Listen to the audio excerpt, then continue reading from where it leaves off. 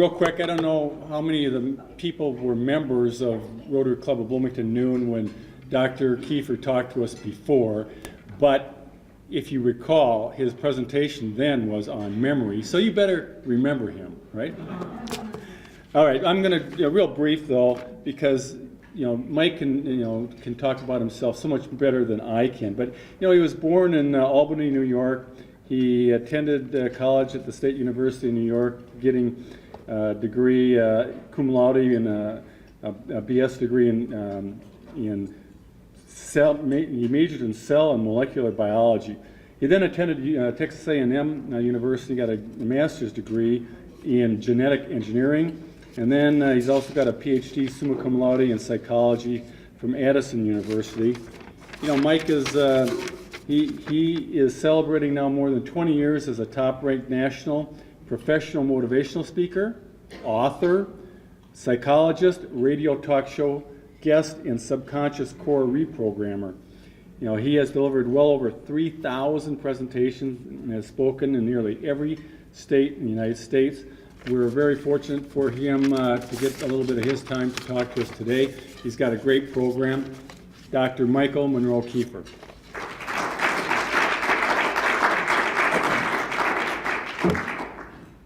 All right, happy to be here.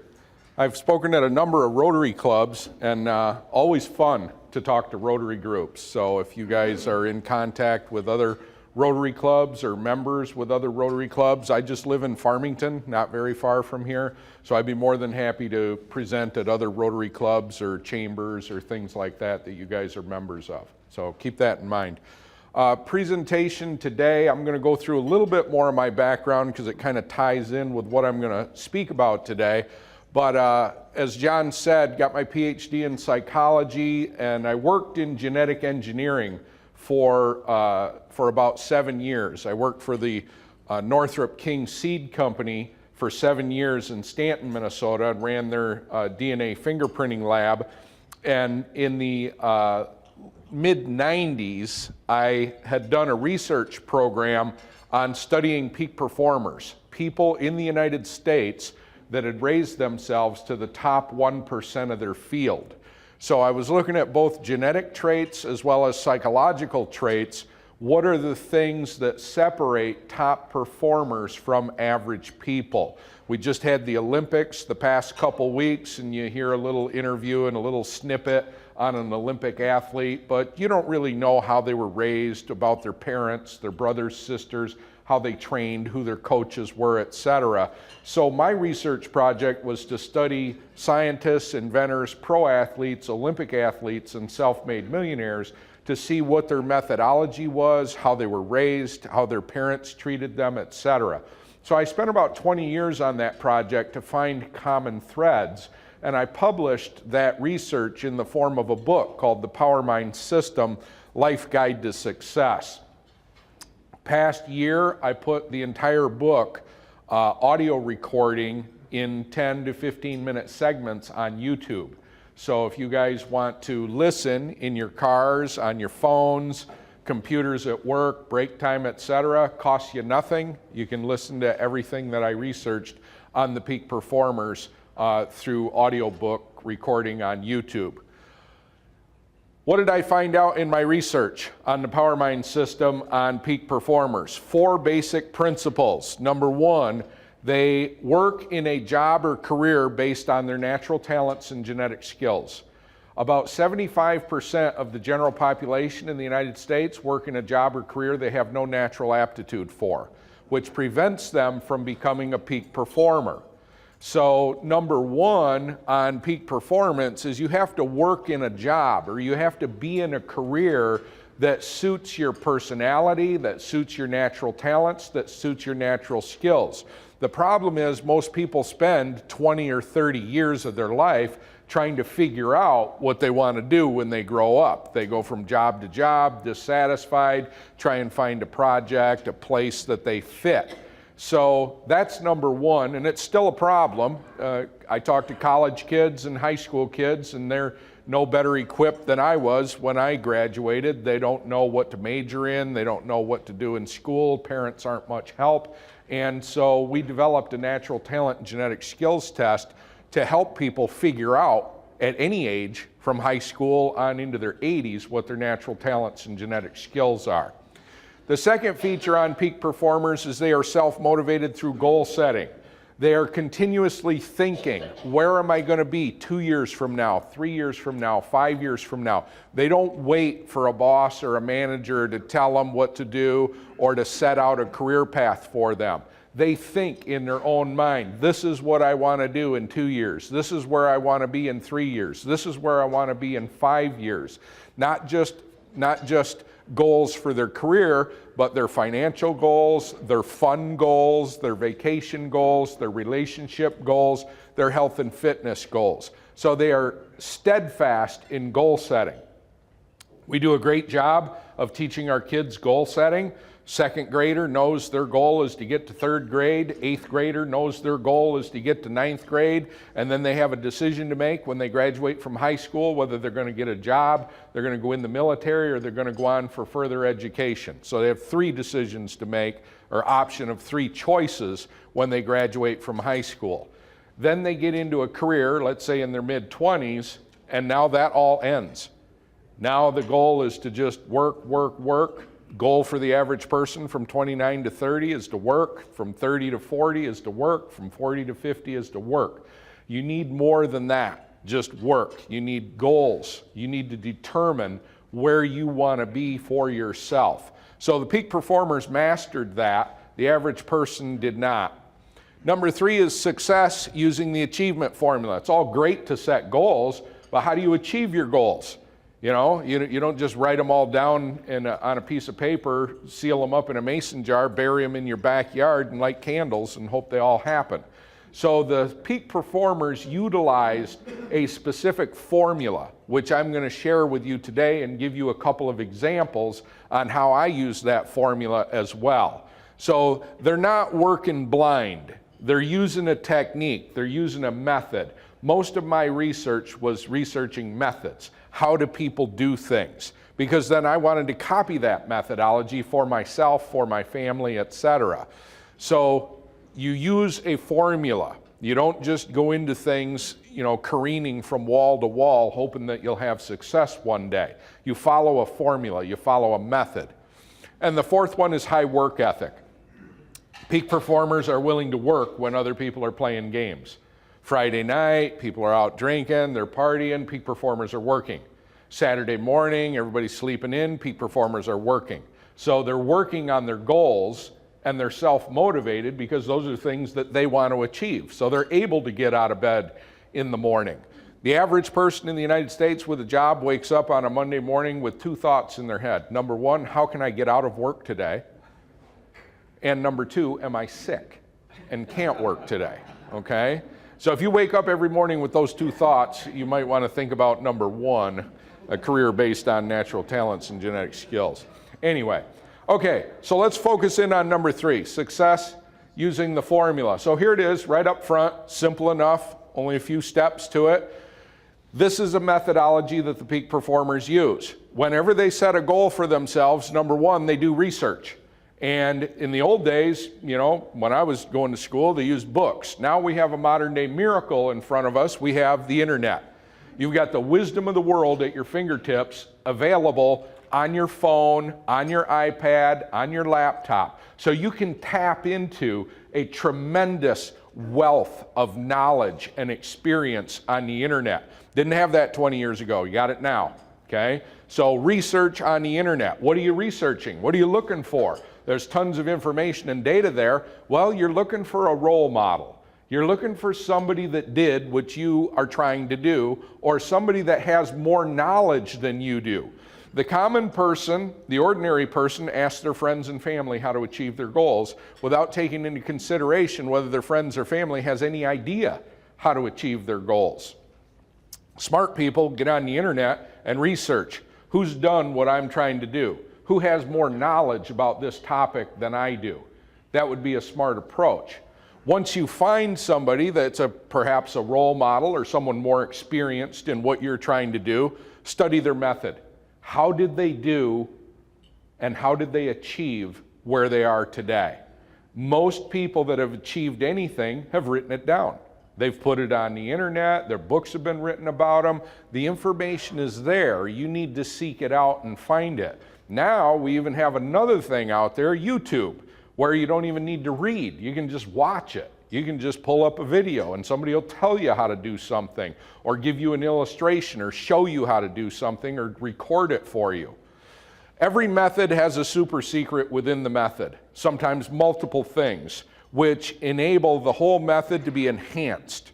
So you might have a basic methodology, but then there's a couple of factors that are key factors within the method, which are enhancers. You can improve the method or decrease or regulate the methodology based on an enhancer. So you want to find out what those things are as well. What are the super secrets within the method? Then, of course, you got to do your review. You may not be as great as the master at a particular technique or method or goal that you set for yourself, but that doesn't give you reason to quit. You simply look and see if you're making progress. You must have done something right if you're practicing, so keep that. What did you do wrong? Well, eliminate that, and what would you try different next time? Basic continuous improvement. Whether you're in project management, business, or industry, those are the three questions. What are we doing right? What are we doing wrong? What would we do different next time? You put yourself on a personal continuous improvement program. What am I doing right in my life? What am I doing wrong in my life? And what should I do different in the next couple months, in the next few months, in the next year? You keep doing that and you will raise yourself to peak performance. You have to document things. Make a case study of your own life. How's it going? How's it been going for the past 5 years? Have I made improvements? Am I succeeding at what I'm trying to succeed at? Write it down. Make your own notes. Make your own journal. And then observation and celebration. You don't have to complete the goal, but if you're making progress, that's reason for celebration. So celebrate as you make progress, okay? Don't go 10 years with no celebration. And also take a step back and observe. Just observe. How are things going for me? How am I doing at this point in my life? Is my life on track or is my life off track? Okay?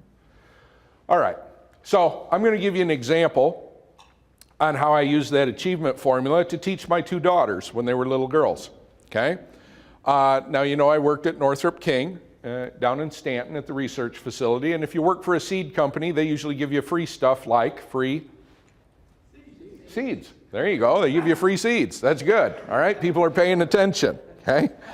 And I live in Farmington, as I said, and I got about 3 acres of land where my house is, and it's all ex-cornfield, so it's all good soil, good tillable land. It's excellent for growing crops and growing things. So working at Northrop King as a genetic engineer, they give you free stuff, so I always had a garden, okay? And my kids, when they were little, they said, Dad, why don't you put something in the garden that we can use? They said, you always put like onions and tomatoes and potatoes and celery and okra and peppers. And they said, nothing we can use in there. You know, it's all useless stuff. They said, put something out there that we would actually, you know, have some fun with. And I said, well, what do you want me to plant? And they said, why don't you put some pumpkins out there so we got something for Halloween? I'm like, all right, I'll put some pumpkins out there for you. I can do that. So the first year that I grew pumpkins, I put them out there, and there's my kids when they were little, Ariel and Lex. And we put them out in front of the house, and they were all excited. They're like, oh, hey, Dad, those are cool. You know, we got some neat pumpkins. They'd sit on them when the Farmington bus would come by. Their friends would say, hey, where'd you get those? And they're like, hey, my dad's genetic engineer, Northrop King, you know. Of course, we got some cool pumpkins sitting out front here, you know. And so I'm happy. I'm hero dad. Everything's going good. And then they watch TV with my wife, and they see the guys growing the giant pumpkins, you know, 600, 700, 1,000 pounds, 15 pounds. And they said, Dad, how much do those pumpkins weigh? I said, I don't know. So we went out and we weighed them, and they weigh about 95, 98 pounds. And they said, how puny? They said, we thought you were a genetic engineer at Northrop King, you know, and then we got these little puny, they're not even 100-pound pumpkins sitting out in front of the house. They said, what happened? You know, where'd you get your degree from? You know, what's going on? They start giving me a hard time, you know. And it kind of bothers me because you go from hero dad to zero dad inside of a week, you know. And so I'm like, wow, this is annoying, you know. They were like great a couple weeks ago, and now they're like Loserville. So I said, well, here's the deal. I said, we're going to set a goal. We're going to do it as kind of a father-daughter project with my two kids. We're going to set a goal, and I'm going to teach you a goal achievement formula like I teach adults in my programs. I'm going to teach you a goal achievement formula that'll serve you well throughout your life, but we're going to apply it to this giant pumpkin project. And they said, okay, cool. And so they said, I told them, I said, the next time you guys go to the library, because, you know, I started this years ago, I said, the next time you girls go to the library, I'll go to the library with you and I'll see if they got any books on growing giant pumpkins. So I had not entered into the internet realm just yet. So they said, okay.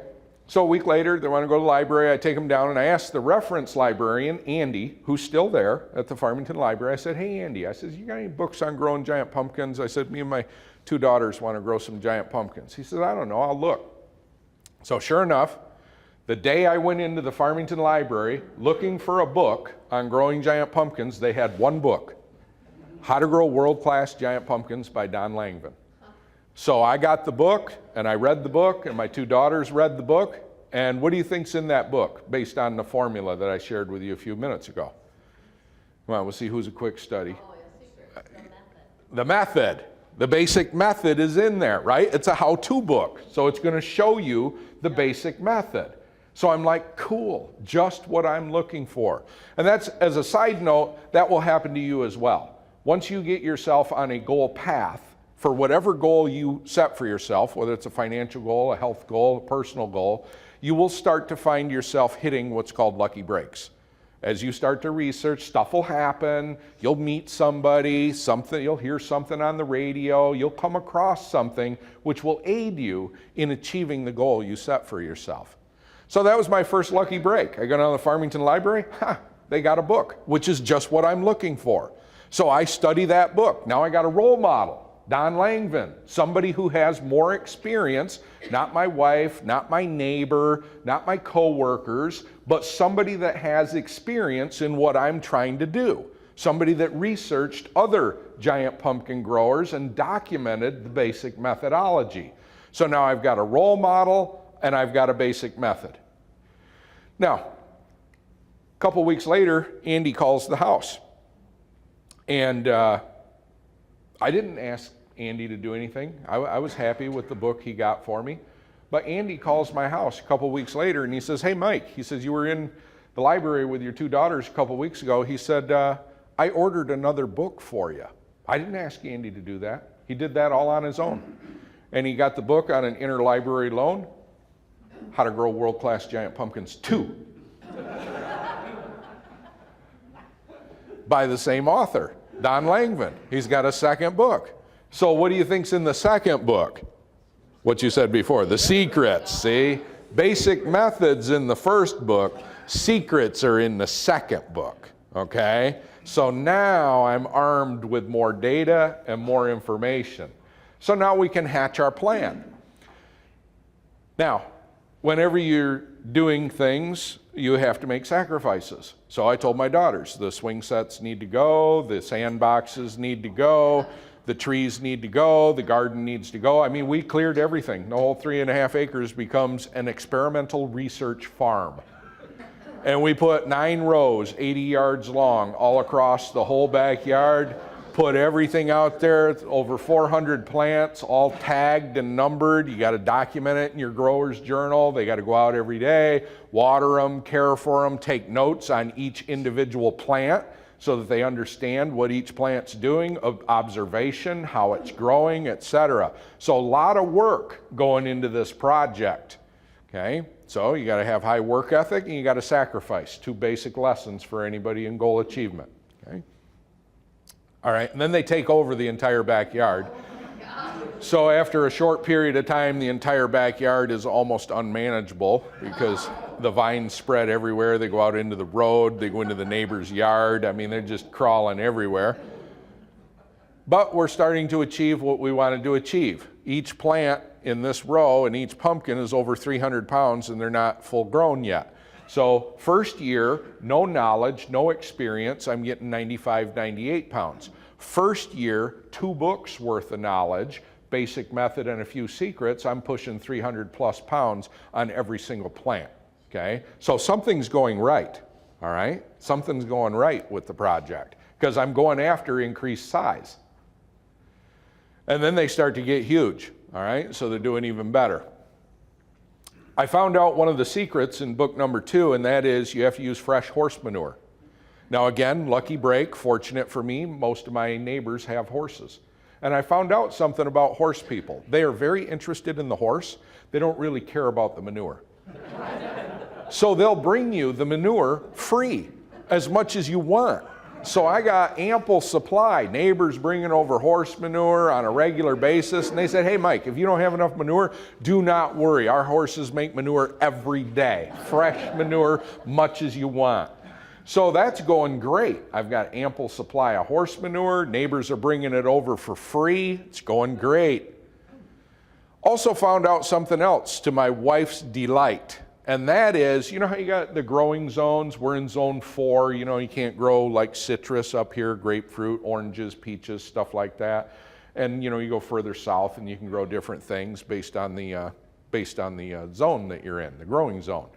Well, I found out something in book number 2, and that is there's something called the orange zone, where you can only grow giant pumpkins like Northern California, Northern Iowa, Wisconsin, Michigan, upstate New York, all across here and above is where all the giant pumpkins are grown.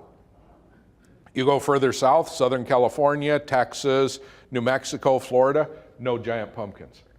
Giant pumpkins are day length sensitive. They need that, they need the day length to change throughout the growing season. Shorter and longer days, that needs to happen for the pumpkin, okay? If that doesn't happen, then you don't get a giant pumpkin. So nobody's growing giant pumpkins in Texas, New Mexico, Florida. They won't grow there. We live in the center of the orange zone. How fortunate. I told my wife we don't need to move. She's like, why? Why would we move? I said, well, if we didn't live in the orange zone, we couldn't grow giant pumpkins. I said, if we're stuck down here in Florida, you can't grow giant pumpkins. We'd have to move into the orange zone. But we're in the center of the orange zone, so no problem. Don't have to move. Found out something else. Giant pumpkin growers use Miracle-Gro, okay? They don't use cheap fertilizer. They don't use discount fertilizer. They use Miracle-Gro. Why? It's a miracle. Okay? So use Miracle-Gro. Miracle-Gro's got lots of nutrients in it. It's got lots of metals in it that the giant pumpkins need. So you can't just use cheap fertilizer. It doesn't work like that. And as I told you before, there's a super secret within the method. You can change the dosage rates of the Miracle-Gro. Some people use 3 times the dosage rate. Some use 5. Some use 10. It's a little valve. It's a gap point within the method. It alters how the plants respond by dosage rate. Something else they use is called Neptune's Harvest organic fertilizer. Basically what this is crushed seaweed.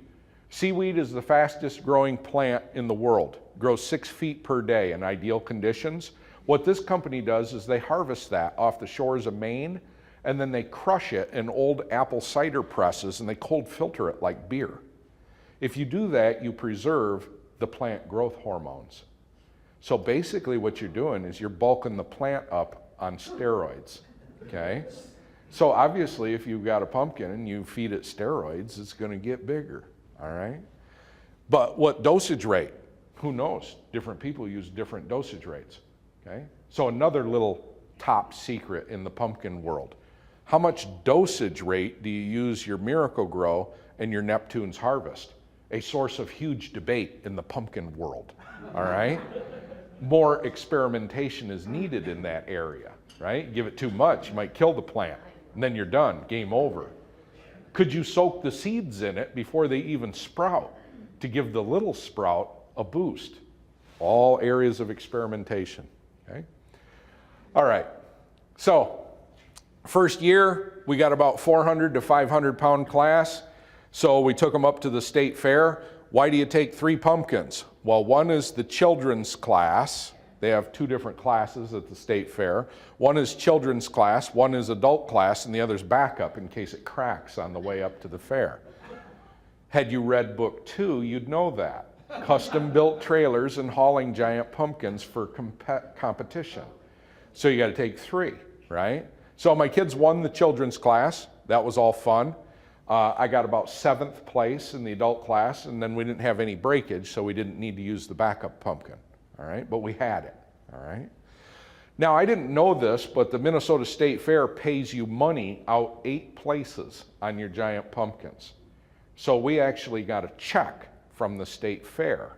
And whenever you get money for your sport, you turn pro. So we turned pro our first year, all right? Because we got paid by the Minnesota State Fair. So I told my kids, we're pro. We're pro now. That's worth celebration, okay? We're not amateur anymore. No 98-pound pumpkins here. We're 500-pound class, you champions. We won. So we celebrated. Obviously, you got to cut the pumpkin open, stuff the kid inside it, you know, classic thing.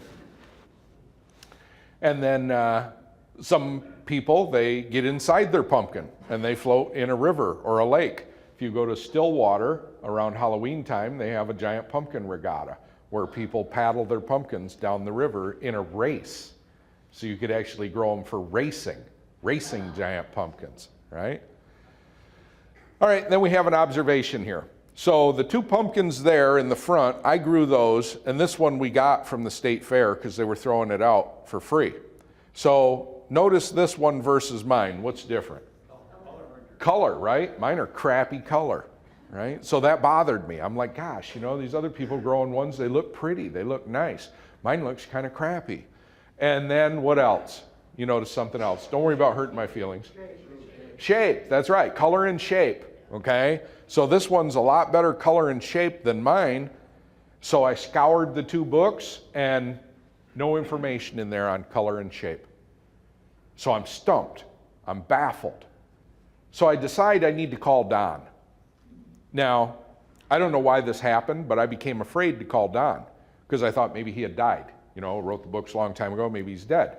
So I don't know what to say. You know, if I call up and his wife answers or his kids answer, hey, I'm Mike Kiefer, professional pumpkin grower, is Don there? No, he's like dead, you know, he died like 10 years ago. I don't know how to deal with that. So I don't call him. I became afraid to call, which is weird because I do sales training where I teach people how to overcome cold call reluctance. So anyway, couple weeks pass, I start to get sick. My wife's like, what's wrong? I said, Don. She said, who's Don? I said, Don's the guy that wrote the giant pumpkin books. She said, why are you depressed? I said, because he might be dead. She said, but he might not be dead. I said, I know, but he might be. And she said, well, why don't you call and find out? I said, no, I don't know what to say to his wife and kids. She goes, how do you know he's married? I said, I don't. I said, he just might be, and then, you know, then I get caught up in a conversation I'm not prepared for. She's like, that's stupid. She said, just call him up and see what's going on. I don't call. Another week passes, I get a fever, tossing and turning in bed at night. She's like, what's wrong? I said, Don. I said, hey, I can't get him out of my head. I said, I don't know what's going on. I said, I need to talk to him, but he might not be alive anymore. She's like, you better call him tomorrow morning. So anyway, she said, make some notes. You know, if his wife answers, give her condolences, son, daughter, you know what to say. I'm like, oh, awesome idea. I'll make notes. So I went down to my office, I made notes, I called up, dialed up the number. He answered the phone. Goes, hello, Don Langvin, can I help you? And I don't know why I said this, it just blurted out of my mouth. I said, I thought you were dead. He goes, what? I hung up. Fever broke, I'm feeling good. I come upstairs, my wife's like, what happened? I says, great. I said, Don's alive. She said, did you get your questions answered? I go, no, I thought he was dead. I was ready to talk to his wife and kids. She's like, well, call him back. I said, I can't. You might have caller ID. So I waited a week and I called him back. Nice guy, talked to me, told me he's coming out with a 3rd book. Sold it to me over the phone, credit card. How to Grow World-Class Giant Pumpkins 3. Hardcover, completion of the trilogy. Now, He signed it for me. He put in there to Mike Kiefer from Don Langman, I'm not dead. He remembered, okay? So anyway, I got that book, and what was in this book was internet websites, okay? Now I told you to start with the internet. I didn't start with the internet, I started with the library. But in book 3, a whole new world opened up to me. GiantPumpkin.com, MachoManPumpkin.com, and then Jackpot, the Atlantic Giant Genetics Co-op, where they have all the giant pumpkins grown for the past 20 years with photographs, email addresses, phone numbers, and growers' diaries. How the plants grew, what problems they had with them, etc. So I'm on the Atlantic Giant Genetics Co-op for hours and hours and weeks studying these, and I found some pumpkins that had perfect size, shape, and color, and I contacted the people, and they would not give me any seeds from those pumpkins. They said, we don't know you. And so we're not giving you any seeds. I said, well, can I buy them? And they're like, no, we don't know you. We don't know you. We don't know who you are. You want to buy seeds from you? Just call up out of nowhere, want to buy. I said, no, I'm not out of nowhere. I said, I'm Mike Kiefer, professional pumpkin grower, Farmington, Minnesota. They're like, well, whatever. We never heard of you. So I couldn't get any seeds. So I'm stumped in my goal because I need those seeds. So I don't know what to do. So one night, late at night, about 4 a.m., I'm on the Atlantic Giant Genetics Co-op, and I get a pop-up to join a secret internet society of giant pumpkin growers, $250 instant PayPal account. Advertisement is, do you know what we know? Click here. And I'm thinking, man, I don't know. I don't know if I know what they know. What do they know? I don't know. You got to join to find out. My wife comes downstairs, it's 4 a.m. in the morning, and I hit screen blank. She says, what are you doing? I said, nothing. She turns on the computer, she sees the pumpkin flashing, you know, the advertisement. She goes, is that more giant pumpkin stuff? I said, yeah. She goes, I wish Don was dead. Anyway, so I went ahead and I joined the secret society, of course, and I got into a chat room. And everybody has coded names in this chat room. And I'd never been in a chat room before, you know, I mean, I understand it to be like dating and stuff like that. And when I dated people, you know, you just kind of met them and said stuff. And now I'm in a chat room and I got a coded name, and everybody's got coded names because it's all secret stuff. And I don't know what to say, so I kind of get in there with my classic line and I said, what up? And I got one response from my second role model, Cinderella. I met Cinderella in the internet chat room. I've still never met her in person, but I met her in the chat room. And I said, you know, the what up, and she responded, she said, have you read Don's books?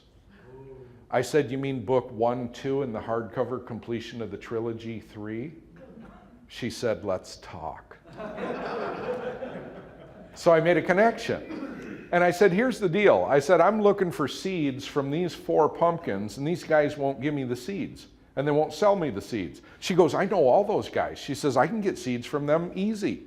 She goes, why do you want them? I said, well, I'm a genetic engineer from Northrop King, and I'm selecting for size, shape, and color, and I said, I want those seeds. And she said, you're a genetic engineer? I said, yeah. She said, can you teach me how to read the genetics tables on the Atlantic Giant Genetics Co-op online, and I will pay you in seeds. I'm like, wow, this is how this works. So anyway, I told her, sure. So over the next few months that summer, I taught her genetics online, and every 2 weeks in a brown unmarked envelope, I got seeds from those pumpkins. And here's the weird thing. So these yeah, well, anyway, these envelopes, I got 8 of them, and I saved them, and they're all from a different state. They're all postmarked from a different state. So I don't get it. I mean, is she go to like a different state, mail my seed envelope, and then go back home, or is she just traveling throughout the United States? I mean, I don't know. It's still a mystery to me. I often wonder that at night when I'm laying in bed, just kind of thinking. It's like, where's Cinderella? Why is she in different states, you know? It's like, it's just odd. Anyway. All right, so I got the seeds from Cinderella, and they're great seeds. They're superior genetics. And Cinderella also told me that I wasn't using enough water. You got to use flood irrigation system. They need 100 gallons per plant per day. And I got like 400 plants out there. Okay, so you're not gonna do it with a little sprinkling can, all right? You gotta have another well, you gotta have a diesel pump, you know, I mean, you gotta really go to town with this thing to do this. 100 gallons per plant per week or more. And then she had experimented a little bit with the steroid growth hormone, the Neptune's Harvest. And she said, yeah, I got some plants, I'm using a gallon of Neptune's Harvest per plant per week. And I'm like, oh man, I need like a semi-load of that stuff in 55-gallon barrels to do my flood irrigation with that.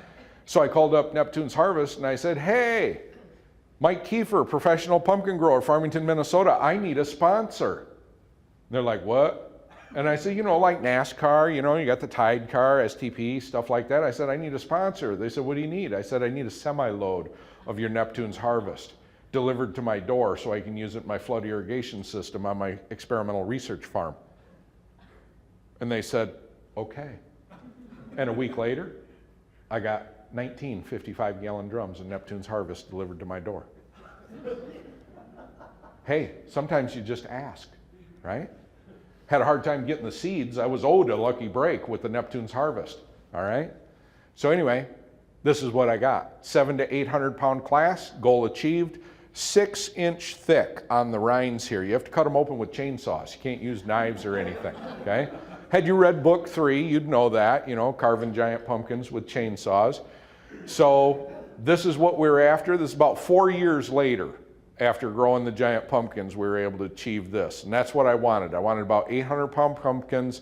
I wanted them to be able to be shipped so they wouldn't split or crack. So they have 6-inch rinds that are thick, like 2x4 wood. You can kick them with steel-toed boots. You break your foot. I mean, you can't damage them. They're hard, very hard. So commercially, a good plant, okay? All right. So I taught my kids the achievement formula, stuffed them both in there. They won't forget that. They won't forget the formula. Then I heard about a guy in Australia. He drained his Olympic-sized swimming pool, filled it with 9 dump truck loads of straight horse manure, and just fed the plant straight Neptune's Harvest. His plant was the fastest growing pumpkin in recorded history, gaining 55 pounds per day. It got up to 1,600 pounds, developed a crack, and then exploded because it was growing too fast. Had he read book 3 on preventing blowout for giant pumpkins with aloe vera skin cream rubbed on the pumpkins on a daily basis after midnight when they cool from the sun's heat, they won't split or crack, all right? Then I started to think, well, how could I use his methodology? I have friends with backhoes and stuff. They can come out and dig me 12 foot by 12 foot by 8 foot deep pits. I could put in a stainless steel force-fed irrigation system and just hook that up to a diesel pump and inject that right into the root system as the plants grow and fill each pit with straight horse manure. Well, the township wouldn't give me a permit to put all that much stuff into the ground, so I never got my permit for it, but I turned in my stainless steel 3-dimensional irrigation system in for a patent because it's a method that can be patented. Anyway, my kids got a little older, became disinterested in the pumpkin project, so that was the end of that. So it was about a 5-year project total with my 2 daughters. I taught them the achievement formula through a life experience growing the giant pumpkins. You can do the same thing with a goal that you set for yourself. The research on the internet, the role models, methods, review, documentation, and reflection. Lex gets a little bit older. In high school, she joins the track team. She gets into pole vaulting. She said, hey Dad, you remember when I was little, we grew the giant pumpkins? She said, why don't you coach me and help me with pole vaulting so I can become a great pole vaulter? We'll follow the same achievement formula that we used with the giant pumpkins. And I said, sure. So Lex started pole vaulting in 10th grade down in Northfield, and we got on the internet and we found a role model. The Russian pole vaulter, Isinbayeva, 2-time Olympic gold medalist, 9-time world champion. And I said, easy. I said, we just study her. I said, there's the best female pole vaulter in the world. I said, if Isinbayeva eats it, you eat it. If she exercises, does this exercise, you do that exercise. So for a year, she studied Isenbaeva, and all the information's available for free on the internet. Videos, books, what she eats, how she trains, how she practices, how she holds the pole. And then we had a modern day miracle, and that is slow motion video on YouTube.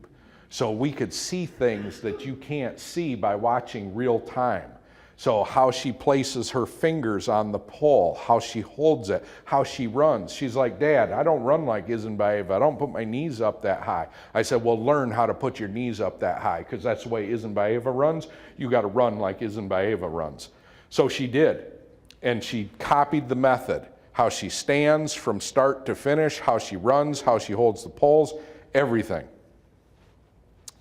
She copied the basic method, and she started to make rapid gains in height. Super secrets to the vault: you have to have your hips parallel to the bar when you're at this position. Very difficult to do, but that's what Isenbaeva does, so she clears bars by over a foot. She also looks to the sky when she's going up in the air. The average pole vaulter, especially a novice, looks at the bar. You look at the bar, you drive into the bar. Just like when you're driving your car, you look to the left, you go left. Same with the pole vault. So you can't look at the bar. You have to look to the sky when you're going straight up, which is super scary for a person. So I said, you need to train yourself to look straight up, then you go up instead of into the bar. So she used the achievement formula for 2 years, applied it, studied Isenbaeva, and I took her all over the country for the Junior Olympics in 2014. And we went to all different states, and she started to make rapid gains in competition against collegiate athletes. It's just a short video clip. I'll just show you some of the tour here.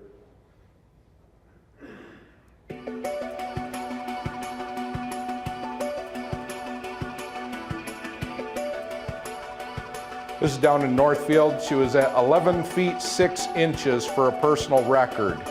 She started at 9 feet. Then she started making some gains, a few inches to 12 feet, then 12 feet 6 inches.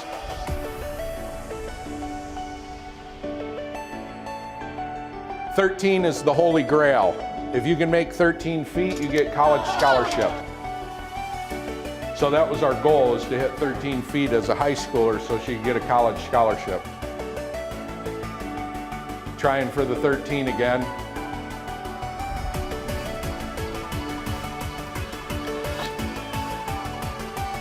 This is Junior Olympics. Then we went to Grand Haven, Michigan, where they vault on the beach of Lake Michigan. The hips parallel to the bar. This is the key right there. Look into the sky.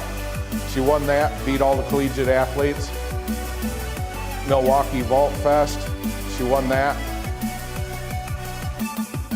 See, this technique she's using is copied off of Isenbaeva. That's an Olympic vaulter.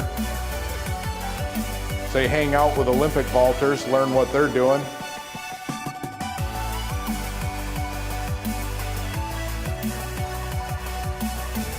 "12 feet 9 inches.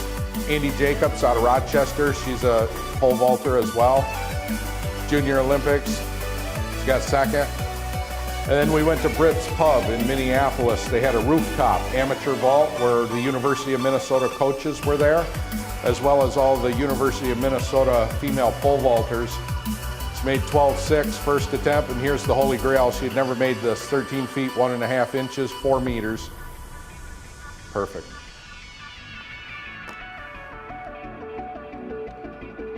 So after the U of M coaches saw all their pole vaulters get beat by a high schooler, they asked if they could visit my house the next week and talk about Lex. And I said, sure. And she got a pole vault scholarship from the University of Minnesota for their track team. And this is just kind of her record starting in 2013. And then 2017, last year, she was 9th for the U of M Division I at the Big Ten National College Championship. Her first year competing at the U of M. She's currently ranked 9th all-time vaulter at the U of M. And they just went to the Big Ten Indoor Championships this past weekend, and the University of Minnesota track team won the Big Ten. So they're now Big Ten champions, okay? So that's the achievement formula. I use the achievement formula with my kids to grow giant pumpkins. I use that same achievement formula to start my business as a motivational speaker. My daughter used that same formula to become a champion D1 athlete, pole vaulter at the U of M. It was worth money, got her a big time scholarship at the University of Minnesota. You can use the same formula, okay? If you can use it for pumpkins and pole vaulting, you can for sure use it for business, health goals, whatever goals you set for yourself, you can use the same formula. It's not a formula that I developed. I copied it by studying peak performers. The people that I researched for the Powermind System project, they use that formula. So then I copied the formula and used the same formula, taught it to my kids, apply it to their goals. You can research on the internet, modern day miracle, you got it at your fingertips. You can find role models. Somebody knows more about whatever goal you set for yourself than you know currently. So learn from experience, learn from their experience rather than going through years and years of trial and error. Study their method, their secrets, do your own review. Might not work out for you the first time you try. Keep at it. What's going right? What's going wrong? What would you do different next time? Put yourself on continuous improvement. Might take you years to accomplish what you want to accomplish. Document for yourself so you don't forget, and do your observation and reflection, okay? So you can do the same thing that we did, all right? Now you have the formula for achievement. You won't forget the pumpkin story. You won't forget the pole vaulting, all right? So now you got the formula. It's up to you to supply the goal, and you can achieve any goal you want. Thank you.